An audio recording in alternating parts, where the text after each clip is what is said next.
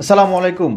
Postal ballot paper নিয়ে যারা চিন্তিত রয়েছেন তাদের উদ্দেশ্যে আমি বলতে চাই, এই যে পোস্টাল ব্যালট পেপার যেটা কিনা প্রবাসীদের জন্য পাঠানো হয়েছে, সেখানে একটা অভিযোগ রয়েছে যে এই যে ভাঁজটা, এই ভাঁজটার এখানে ধানের শীষ প্রতীক দেওয়া রয়েছে এবং অন্যান্য প্রতীক যেগুলা, অন্যান্য বড় দল যেগুলা যেরকম দাঁড়িপাল্লা বা শাপলাকলি এদেরকে উপরে দেওয়া হয়েছে।